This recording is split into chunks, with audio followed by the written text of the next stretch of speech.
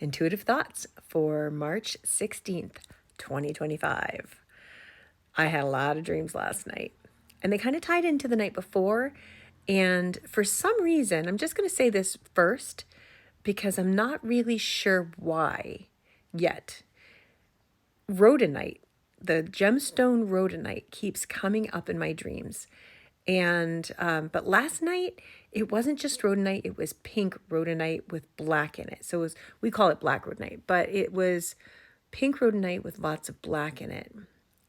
And I'm going to have to do a little bit more digging.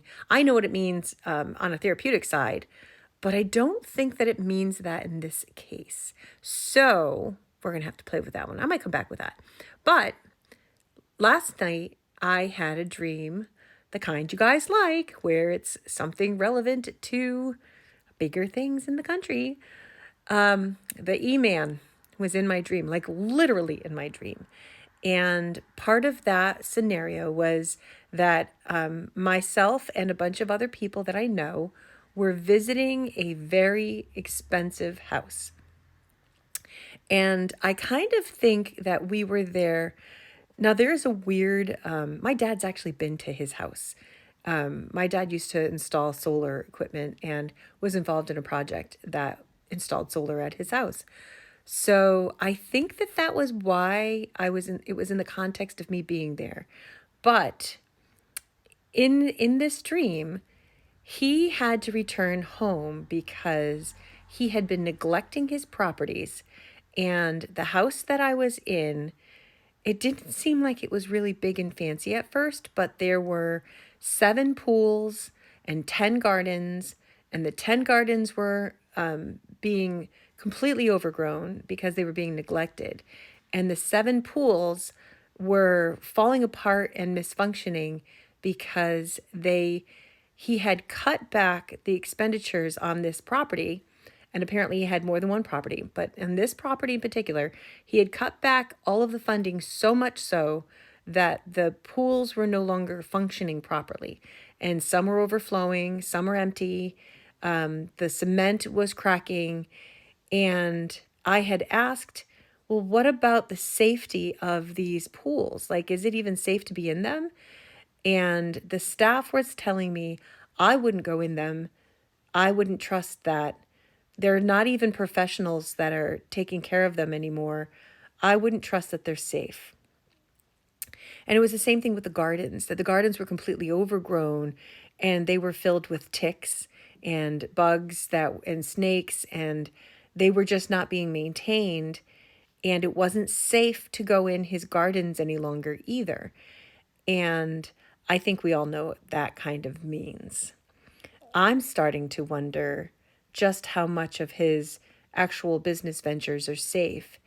And if he had gone in, had cut out all of the safety inspections and all of the things that make a product a good product, does that mean what is left behind is unsafe? And considering the 2 big projects that he has, the vehicles and the little rocket ships, I would highly doubt that they are completely safe to be in. So there's that. Also, the number 7 and the number 10, those are significant. I don't usually have numbers in my dreams unless they matter or mean something. There was also another time, part of it, where the door was stuck because they hadn't maintained the property well enough. So we had to climb through the windows to get in. And when I was trying to climb back out of the window, the screen had broken. It was like a slider door kind of screen. And everybody on the inside of the property was all freaking out and wondering, oh, this is so bad. This is so bad. This is so bad. And he came up to the house and he came up to me where I was. And I was like, this isn't bad. I know how to fix a screen. Like, it's super easy to fix this screen. It's just a sliding door screen. And I got into an actual argument with this man because he was trying to convince everybody inside the house that it was impossible to fix unless he did it himself. And I was like, no, I can handle this. This is dumb. Like, I could do this.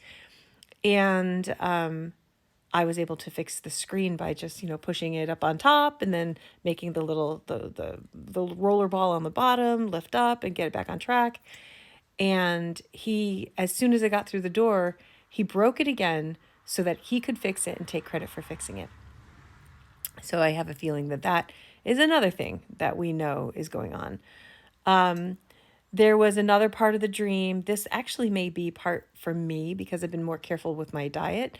But there was another part of the dream where I had gone into a gas station with a with a couple of other people, and I had left my husband in the car, and he was leaving the car running, and with him in it, and they were all ordering food and these grinder type sandwiches. And yes, I said grinder. I'm from Connecticut. We call them grinders.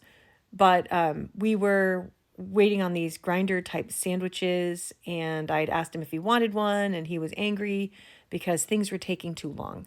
And I was like, well, no, but like, if you're just patient and you just wait, we will be able to come with something that you could use. And he's like, no, I'm impatient. I'm impatient. You know, this is taking too long. I want to get back on the road. I want to get going. And part of the reason why he was so crabby was because he was hungry. And I was trying really hard to balance that out. And again, this could be about me. But when I got back into the car, it wasn't good enough for him. It wasn't fast enough. It wasn't good enough. And I was trying to take the little bits and pieces of this sandwich that I was able to eat because I don't eat bread. I was trying to bite around the edges. And it was a ham and cheese, a hot ham and cheese grinder.